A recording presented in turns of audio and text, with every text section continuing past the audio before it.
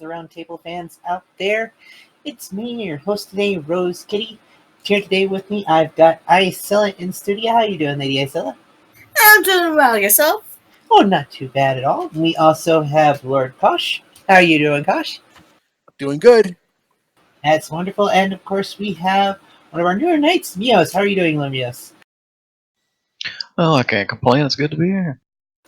That's wonderful. All right, so today's topic we're going to be talking about a little bit off of what we normally do. We're going to be looking at space games today, and any kind of genre, either Star Wars, Star Trek, Stellaris. So let's start with Lady Iceilla. What's your favorite and why? It's a tie between EVE Online, which I just started playing, and Stellaris. EVE, I love how it's a bit more interactive and everything, so it's really, really fun that way. And it's fun just being able to actually fly your ships around, where Stellaris, it's more like you're playing on a map and you can literally go AFK for about 25 minutes and nothing has happened. But I like Stellaris more because I find there's not a lot of honor in EVE, where a group of 7 people will sit near a gate in EVE and just kill you if they think you have something good. Nothing quite more annoying as a spawn camper. There's something True. that's the fun of the game. And those people would be wrong. Now, Lord Kosh, what about you? What's your favorite space-related game and why? Star Wars: The Old Republic. Ooh. My only complaint about it is that the story on each planet don't last long enough. This is true. Still a bit of... Oh, sorry, go ahead. There's this animated cinema for everything, even just picking up a quest. And you're given choices that affect how that cinema goes. That is a rather fun aspect to a lot of those games with the Old Republic. And Lord Mios, what about you? My favorite space game is a lesser-known game series from the early 90s known as Homeworld. It was one of my first computer games, and to my young mind, the first Homeworld story was what drew me in. It was incredibly compelling, and it was really well done. The music was actually a very well made score as well that matched it very well. And I don't want to speak about the story too much to give it away in case anybody wants to check it out, but one thing that was really compelling about the game was the gameplay as well. It was one of the only space RTS games I'd ever seen where they took into account three-dimensional movement and did it very well, even to the point of fighter craft will strafe and make runs on other craft and dogfight each other. It was definitely one of the more interesting games that came out in the late 90s. I think it came out in 1999, as memory serves. Was it late 90s? I think I might have said early 90s, but yeah, I think you're right. It's late 90s. I played that one a little too. I had a flight sim stick for it, so I am right there with you in the enjoyment of it. It's interesting to see how space games have kind of progressed from, the old digital read where it was just XY grid to now actually fighting in all 3 dimensions, the XY and the Z. So what do you guys think may happen with more space games out there? Do you think they'll continue to improve on the physics and treat it more like space, that, inertia means something?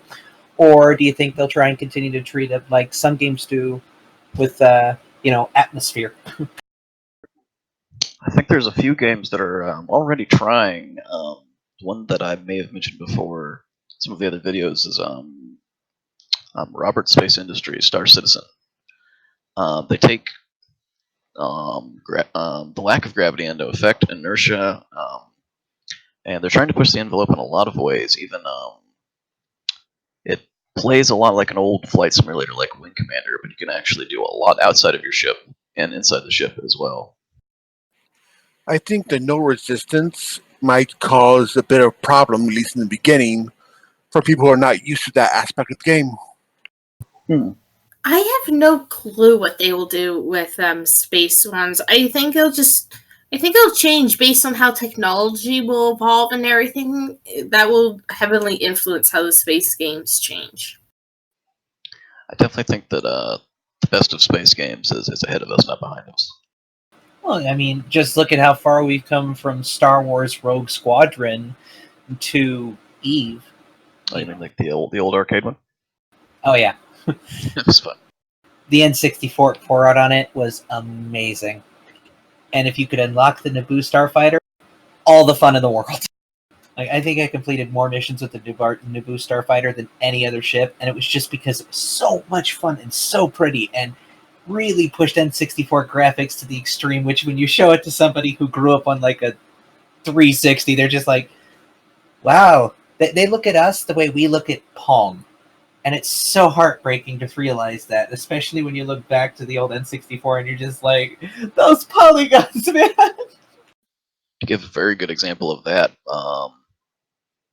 we look at the like you said, we look at the old arcade age as it's this funny archaic little time. But one of my dad's favorite games was asteroids. You pilot your little ship around and you blow up asteroids to make the space lanes safe for everyone. It was literally a triangle that shot little pixels. And it had better accuracy toward once you start moving, you keep moving than half the Star Wars games and a couple of the Star Trek ones. Exactly. We've come a long way since then. Oh, yeah. Well, I mean, and just even with niche games like, some of the Star Trek games. Star Wars may be more out there, but Star Trek does have a few video games out there, and just seeing how the flight control for them has changed and how we've integrated more buttons, from the base 6 to, how many do we have now? The entire keyboard? To say nothing of the controller, and to think about how that allows for the control of those flight games.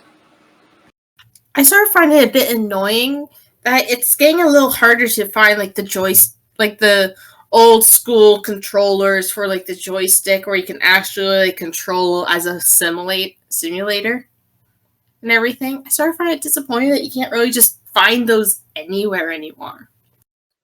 They're trying to develop a few, though. Like I said, that's basically how Star Citizen will work. But they're going to take zero-G flight mechanics into account. So it's not going to play like a lot of your old flight sims that you're used to. Yeah, and that's, a lot of the fun of just seeing how far these can go and what we can do with them. Because there are a couple of, space games out there. I don't remember the name of it. And if somebody out there does, could let me know, I'd be appreciative. It was a flight sim where, you were the helmsman, everything there. If you needed to hug the ship, going right against the back of it, making sure you were always in the blind spot, easy to do. You were in complete control of that ship. It wasn't marketing the game. It wasn't, Ted from middle management the game. It was a true space-based flight game.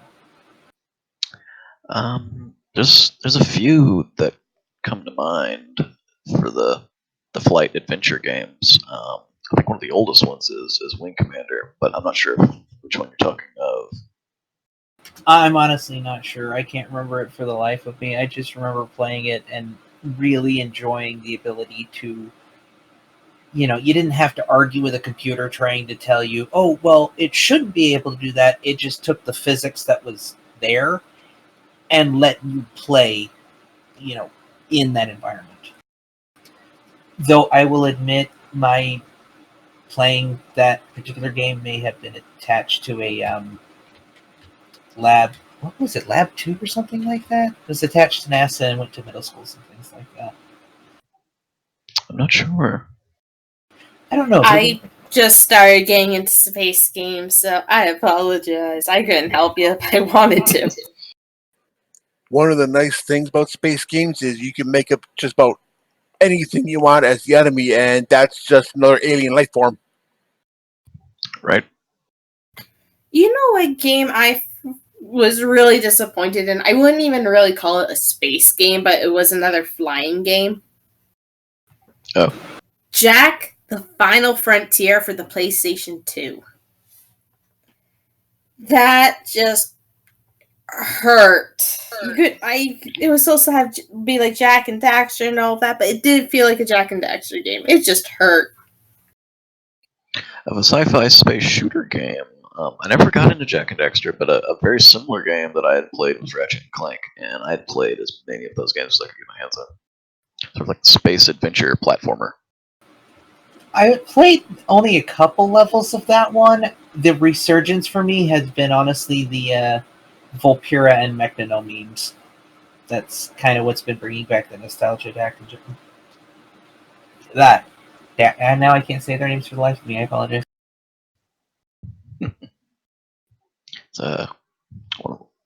As I said, one of my first space games was Homeworld. So an early influence for me wasn't actually even the space flight simulator adventure games. It was RTS games. Real-time strategy games were a huge part of my childhood, and a lot of them were space games. StarCraft, even an example. StarCraft was a fun one. Right? That was actually my first and second, or so the first 3 PC games that I ever touched, or computer games, and I don't remember which order I touched them in, were StarCraft, Warcraft, Orcs vs. Humans, and Myst.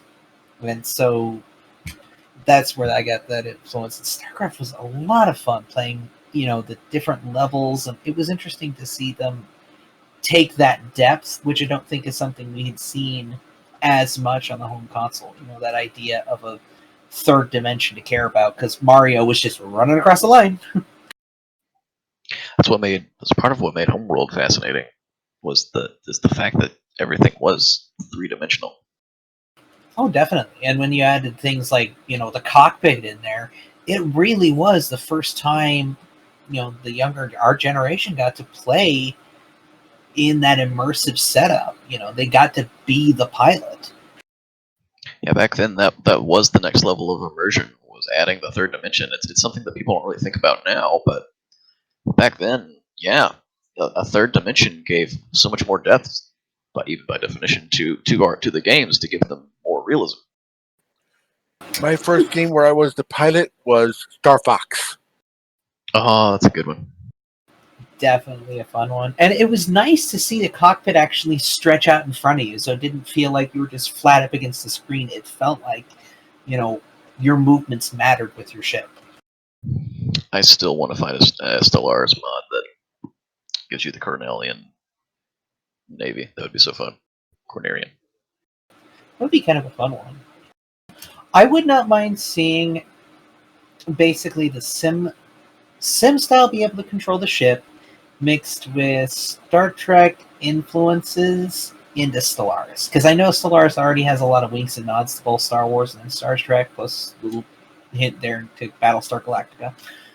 But it would be kind of interesting to see that level of diplomacy, because as much as I love the whole, go out and conquer, it's fun to see if you can out-diplomacy the universe.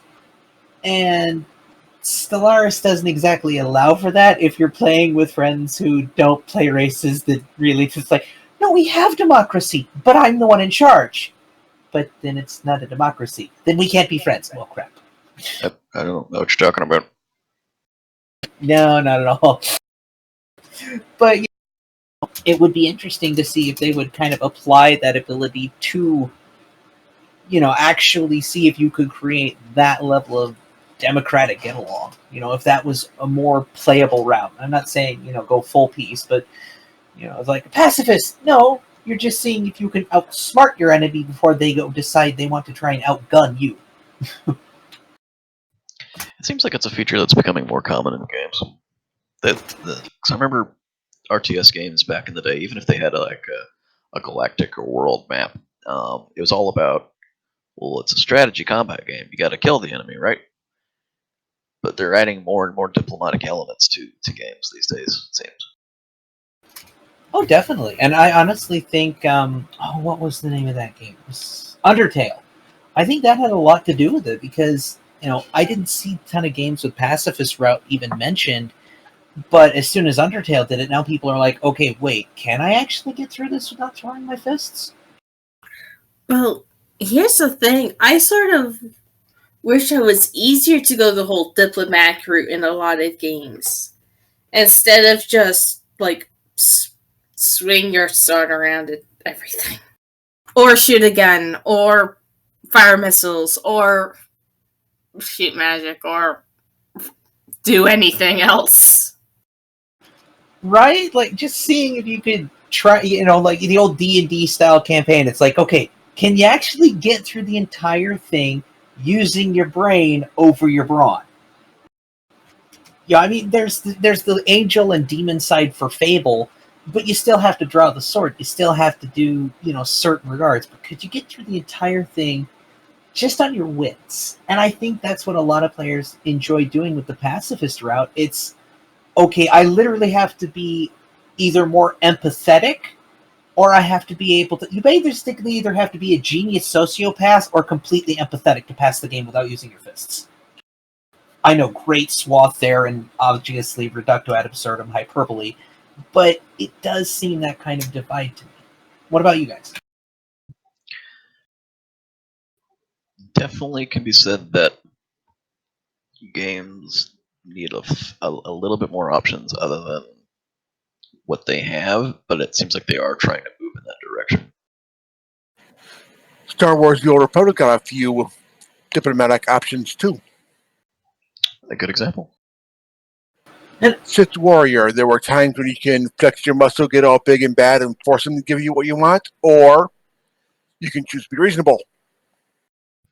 I actually rather enjoyed playing a Sith where I didn't it wasn't always about kill this guy or kill that guy. It was a lot of my options were to spare someone and then gain their loyalty and trust as an ally because I did spare them. Yep.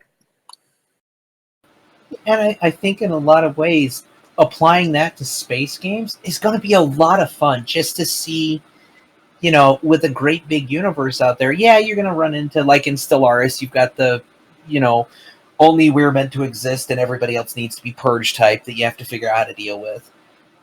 But, I mean, if you can, that's the fun of it. I remember we were playing a Stellaris game one time, and I actually got one of those purifier races to look at my entire collective group and go, well, I mean, yeah, we're the only ones that's supposed to live, but, I mean, it's them. We ignore them.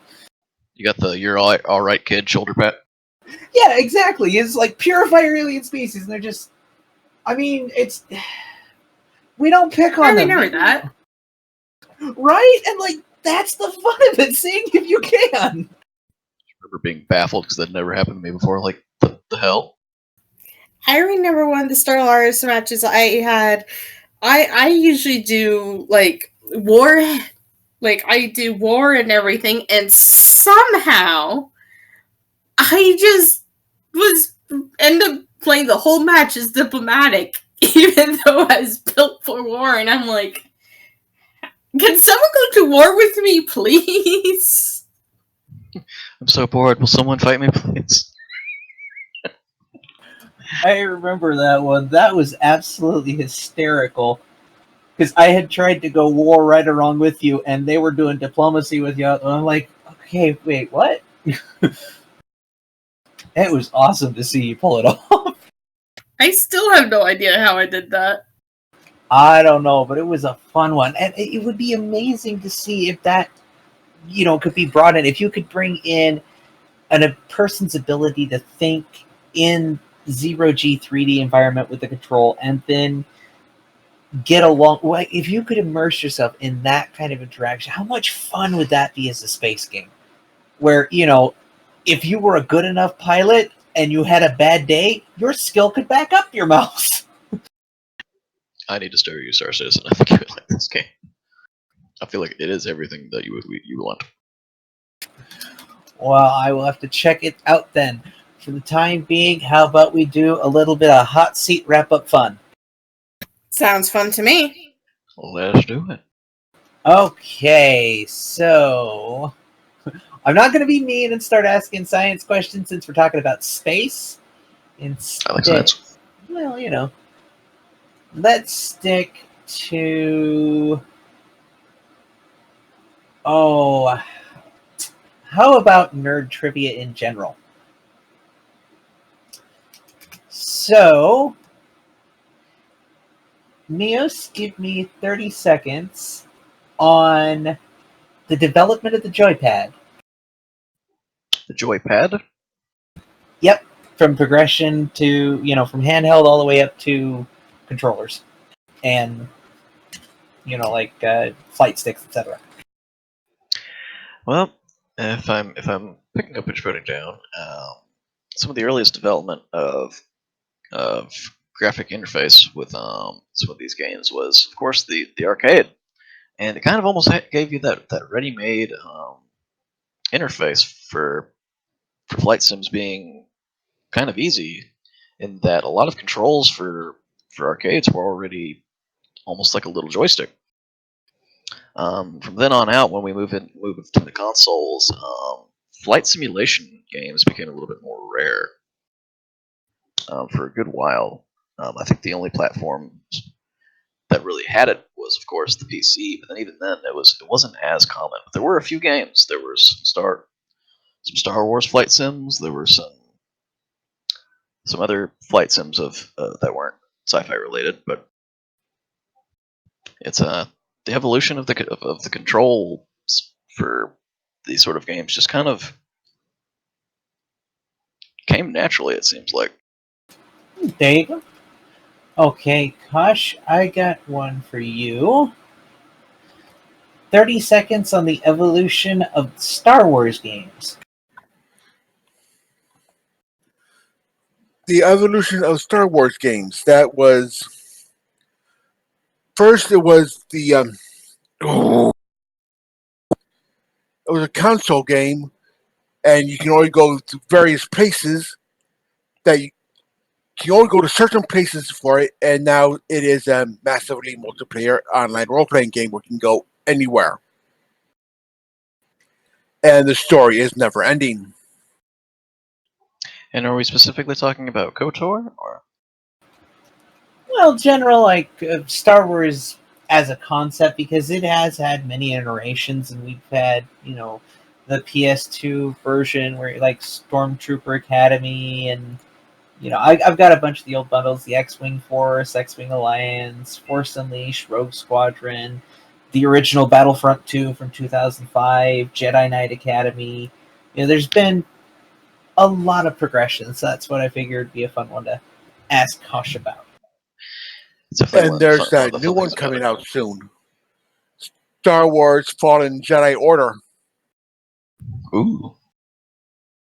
That should be a fun one. And Lady Iceilla, I know you're going to hate me for this one, but 30 seconds on anime video games like Ruby and Avatar. Oh, really? You had to do that to me. Okay.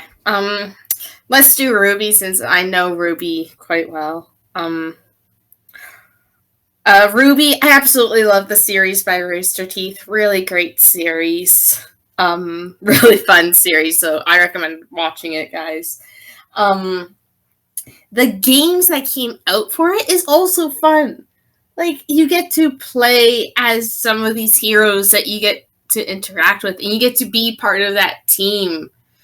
And get to explore Remnant, which is the location, and everything. It's just absolutely fun, and you get to really see on how, like, semblance is. It's a fighting game, but at the same time, you have to sort of think on how you're using your weapon, which is both ranged and close, and your semblance as well. It's absolutely great. Very nice. I think I have one for you, Rose, actually. Oh, let's hear it. Okay, so what do you think, pros and cons, the differences between, say, an on the rails sort of story, like, say, Homeworld, compared to a more of a sandbox like Eve or No Man's Sky?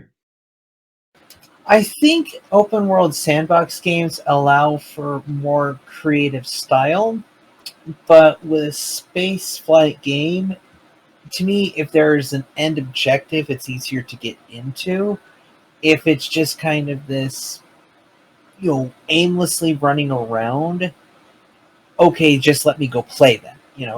If it's going to be open world enough, then you need to allow for the player to play without being stuck behind either paywalls, pay to win, or grind until you're ready to just scream.